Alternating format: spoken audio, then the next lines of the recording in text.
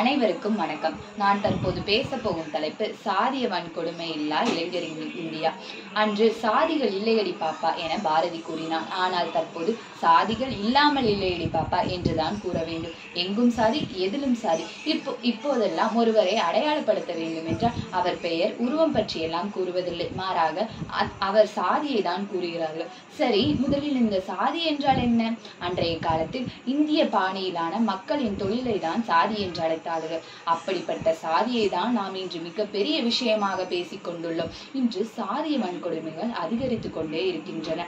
அதிலும் முக்கியமாக இளைஞர் பருவத்தில். தற்போது கூட புதுக்கோட்டை மாவட்டம் வேங்கை வயல் பகுதியில் குடிநீரில் மலத்தை கலந்துள்ளனர். இது யார் என்று நம் யாருக்குமே இன்று வரை தெரியாது.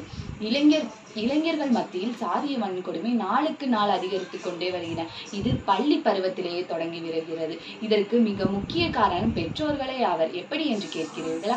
பெற்றோர்கள் தங்கள் பிள்ளை மத்தியில் வைத்துக்கொண்டு சாதியை பற்றி பேசுவது, சாதிய தலைவர்களை கொண்டாடுவது போன்றவையெல்லாம் பிள்ளைகளின் மனதில் ஆழமாக பதிந்து விடுகிறது.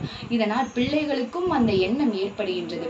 பள்ளியில் தன்னுடன் பயிலும் மாணவனை சக மாணவனாக பார்க்காமல், நண்பனாக பார்க்காமல் அவன் வேற்று சாதிக்காரன் என்றெல்லாம் பிள்ளைகள் பார்க்கின்றார்கள். இதனால் தன்னை விட தாழ்ந்த சாதியில் இருக்கும் ஒரு மாணவன் தன்னை விட ஒரு மதிப்பெண் அதிகம் எடுத்துக்கொண்டால் போதும், அவனால் சற்று கூட தாங்கிக் கொள்ளவில்லை. தற்போது கூட ஒரு பள்ளியில் சக மாணவன், அதாவது தன்னை விட தாழ்ந்த சாதியை சேர்ந்த சக மாணவன் தன்னை விட அதிகமாக மதிப்பெண் எடுத்துவிட்டான் என ஒரு மாணவன் வன்முறையில் ஈடுபட்டது நாம் அனைவருக்கும் தெரிந்த ஒரு விஷயம் தானே.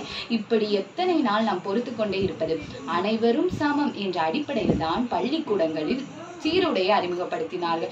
ஆனால் அதிலும் பல்வேறு கயிறை கட்டிக்கொண்டு என் சாதி கயிறு, உன் சாதி கயிறு என்றெல்லாம் மாணவர்கள் இருக்கிறார்கள். இதையும் தடுப்பதற்காக நம் சமூக பாதுகாப்புத்துறை இனி எந்த மாணவனும் கையில் கயிறு கட்டக்கூடாது என்ற உத்தரவையும் போட்டு உள்ளது.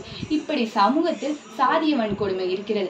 ஆனால் கிறிஸ்தவர்கள் நாங்கள் அப்படி இல்லை என்று நாம் கூறலாம். ஆனால் சற்று சிந்தித்து பாருங்கள். நாமும் நமக்கு தெரிந்தோ தெரியாமலோ சாதி வேற்றுமையை பார்த்து கொண்டுதான் இருக்கிறோம். எத்தனை நாள்? மற்றவர்கள் எப்படி இருந்தாலும் சரி, ஆனால் கிறிஸ்துவை தலைவராக ஏற்றுக்கொண்ட நாம் அப்படி இருக்கலாமா என்பதை நாம் தான் சிந்திக்க வேண்டும்.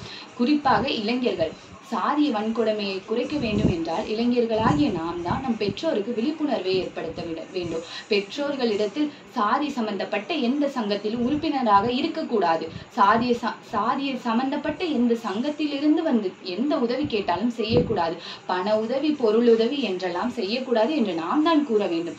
எந்த ஒரு சாதிய தலைவரையும் தலையில் எடுத்து வைத்து ஆடக்கூடாது என்றும் நாம் தான் கூற வேண்டும். நம்மை பொறுத்தவரையில் ஒரே தலைவர் தான், இயேசு கிறிஸ்து தான் என்று எண்ணி சாதிய வன்கொடுமை இல்லா இந்தியாவை இளைஞர்களாகிய நாம் படைக்க வேண்டும் என்று கூறி விடைபெறுகிறேன். நன்றி, வணக்கம்.